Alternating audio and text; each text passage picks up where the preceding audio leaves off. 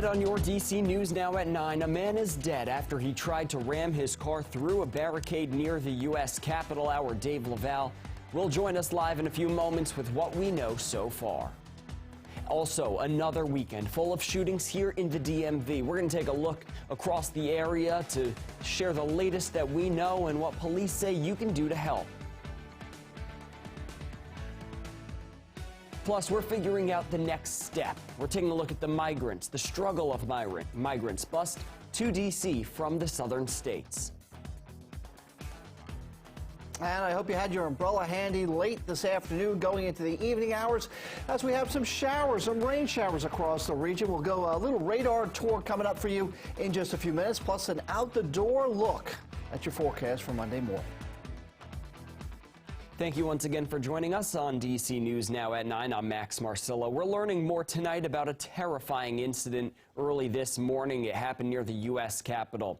Capitol Police say a man shot himself after he drove his car into a barricade at the corner of East Capitol Street and 2nd Street. That's between the U.S. Supreme Court and the Library of Congress. Our Dave Laval covers the district. He joins us with the latest information. He's live at the scene. Dave, we now know the name of the man who rammed the barricade.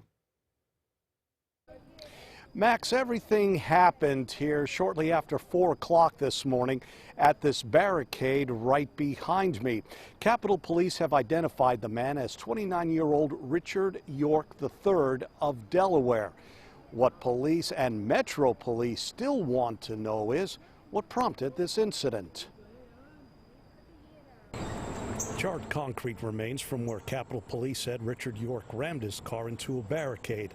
The car burst into flames after he got out of it. Police claimed York then fired several shots into the air along East Capitol Street. Officers responded and approached York. Police said he then shot himself and died. Steve Beam knows this area well.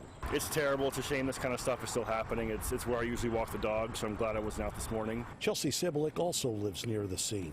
Very unnerving that it happened so close to not only our Capitol and the Supreme Court, but also to so many people's homes. Shocking. This seems it's always very quiet, secure, so it's scary. No one else got hurt. Capitol Police said it does not appear any officers fired their weapons. They also do not believe York targeted members of Congress who were on recess. The incident is the second of its kind since the January 6, 2021 riot at the Capitol. Capitol Police Officer Billy Evans died April 2, 2021, when Noah Green ran his car into him and wounded another officer. Green then slammed his car into a barricade. Police shot and killed him. Capitol Police are now dealing with another person who drove into a barricade. It's hard to not think this has something to do with the way we're talking about defund the FBI and attack the FBI and that kind of stuff. So hopefully it all calms down soon. I don't know. What investigators want to know is why Richard York rammed this barricade. Metro Police have taken over as the lead investigators in this case, and one thing that they want to get answered is how did York's car catch on fire? One theory being explored is that York did it. We're live near the U.S. Capitol. Dave Laval, DC News Now. All right, Dave, thank you for that update. And the other top story that we're tracking tonight is another violent weekend across the DMV, specifically in Prince George's County, where several shootings have erupted within the past 48 hours. DC News Now's Katie Reed joins us in studio. Katie is going to share what's been going on this weekend. Just this weekend, there were 3 separate fatal shootings in 3 days. The most recent one happening in Seat Pleasant in the early hours of Sunday morning. Police responded to the 5700 block of Martin Luther King Jr. Highway in Seat Pleasant. That's where they found a man suffering from multiple gunshot wounds. This all happened at around 2 o'clock on Sunday morning near Pleasant Liquors, and it happened less than 600 feet from the Maryland-D.C. line.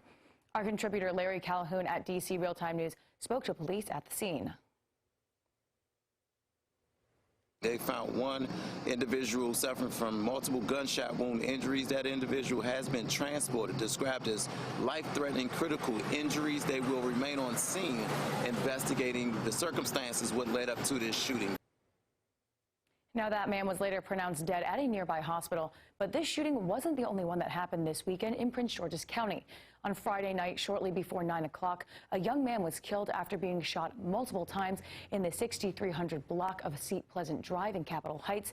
And then a few hours later, another man shot and killed in the 12900 block of William Beans Road in Upper Marlboro. That one happened at around 2:30 on Saturday morning. Now, police are asking for your help in these shootings, whether that be the Seat Pleasant Police for Sunday morning shootings or Prince George's County Police for these weekend shootings. And if you have any information about any of those shootings, you're asked to call the police.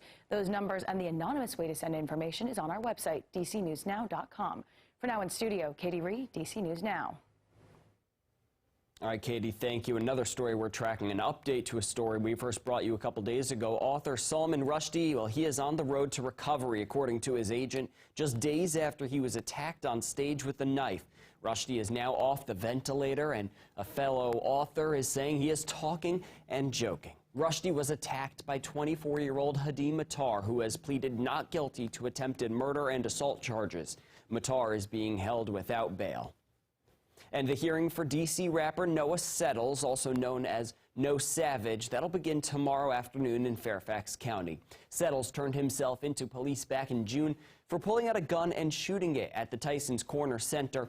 Luckily, no one was injured in that incident.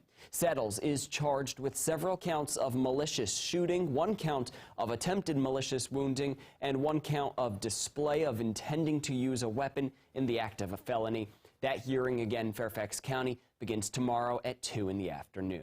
And we also have an update tonight on the Fairfax motorcycle crash we first told you about last night. The Fairfax County Police have released the identity of the motorcyclist who crashed into a vehicle and died at the scene. He was 43-year-old Abdul Lee. He was from Lorton.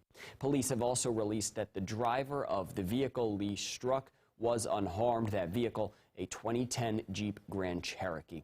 Police believe the alcohol was not a factor in the accident, but they still are asking if you have any information, please reach out to them.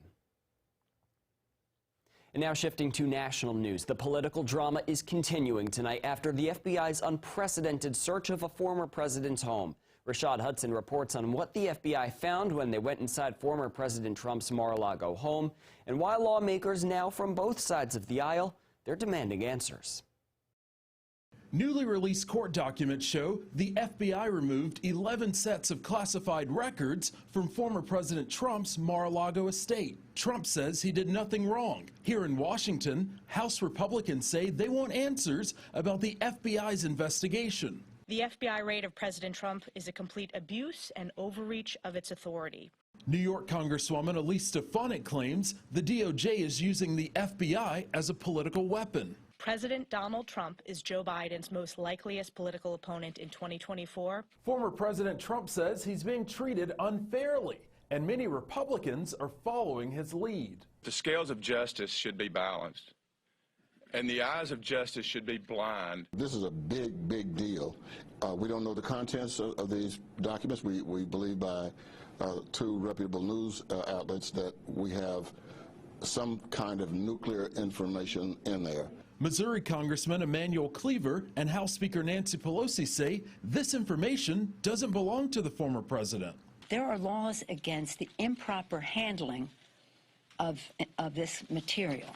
The search has sparked a wave of violent threats against the FBI, and Ohio Republican Congressman Mike Turner says that has to stop. And we condemn any actions of violence against any law enforcement personnel. Reporting in Washington, Rashad Hudson. For the last 4 months, migrants have been flooding into Washington, D.C. They've been brought from the southern states of Texas and Arizona, sent here by those Republican governors. Now, it's something that's worrying to D.C.'s top officials. It's prompted Mayor Muriel Bowser to ask the National Guard for help 2 times. DC News Now's Leonard Fleming has been following this story for weeks, and in this exclusive report you'll only see on DC News Now, he gives a first-hand glimpse into what happens the moment these migrants arrive here in the nation's capital. It came from Arizona with Texas plates and arrived just blocks from the Capitol building. 41 migrants, tired and drained from their arduous journey from South America to D.C., taking their first steps from a 40-hour bus ride toward what they hope is the American dream. Children with teddy bears, fathers and mothers holding their tiny hands. And what awaits them? Needed diapers, clothes, and shoes. Behind the necessities are food, love, and smiles from volunteers elated to help them. It's an amazing feeling, to be honest, to be able to help them. Seeing that transformation in just sometimes hours, sometimes in a few days when they're staying with us. It's an amazing feeling. It's what keeps us going as well.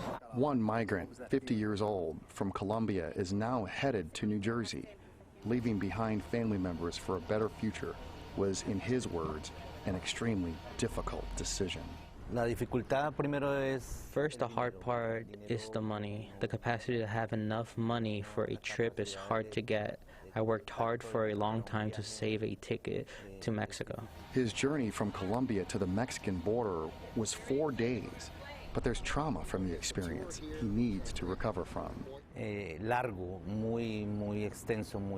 Very long and exhausting. The adults, I felt, had a lot of anxiety, fear that they would stop us and ask us questions of where we were going and then deport us. His stay in D.C. was just a few hours. Now he looks to realize the promise of America's opportunities. In Washington, Leonard N. Fleming, D.C. News Now.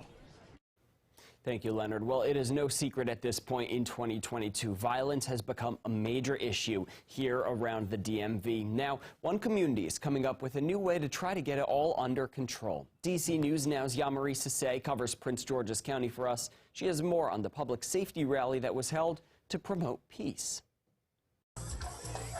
So we are coming here today to say that we care about our young people. We don't want to see them in jail or in prison. We want to prevent gun violence. Dozens of people showed up to Goodwin Park in Seat Pleasant for the Our Streets, Our Future rally, hosted by the Prince George's County State's Attorney's Office. We want to prevent crime here in our community, and it takes the residents along with law enforcement working together to prevent crime. There was food, activities for kids, and even live performances. In the audience, there was also grieving mothers disappointed in the violence the county has seen. We lack a lot of love in the community, so at the end of the day, these events right here, they just open up that window to let everybody know that we still here and we still love them. Tiffany Evans lost her 8-year-old son to a stray bullet just last year in Landover, Maryland. There's so many issues that we're dealing with, mental health issues, all of that. So we just got to really just start encouraging each other, just showing love, man, putting God back into the household, that's it. Tyrese McAllister lost her 18-year-old due to gun violence in 2017. She says more needs to be done to put an end to the rising crime. The people who have the guns and the people who are killing don't care about laws, and I don't think it's getting us where we need to be. It is the access to guns and the easy access to guns in our community that have our children killing and being killed, and we've got to do something about the access to guns. And having events like this not only brings the community together, but it also sends a message. Safety is a human right. We should all be able to feel safe in our neighborhood. Reporting in Seat Pleasant, Maryland, I'm Yamari Sase, DC News Now. All right, good evening, everyone. I'm meteorologist Scott Sumner. Take a look at what we have around the region with our radar scope. Didn't have to do this last night. There wasn't a drop of rain to be found anywhere. However, there are some showers out there around Bowie, down towards Mitchellville, Kettering, and over towards New Carrollton and the Greenbelt area, along maybe some of these highways and byways like 495. Then moving a little further inland here, we're looking now towards Brunswick, Lovettsville, Leesburg. So we're now into portions of Virginia. And as you'll see in 15 and 7, seeing some rain showers here, even a little bit of light rain up towards 340 in the Frederick County area. Moving down further south now along 1528 towards Remington, Morrisville, Goldvein, along Highway 3 here. We're also looking at some showers and some steady showers at that. So the out-the-door forecast for tomorrow as you step outside.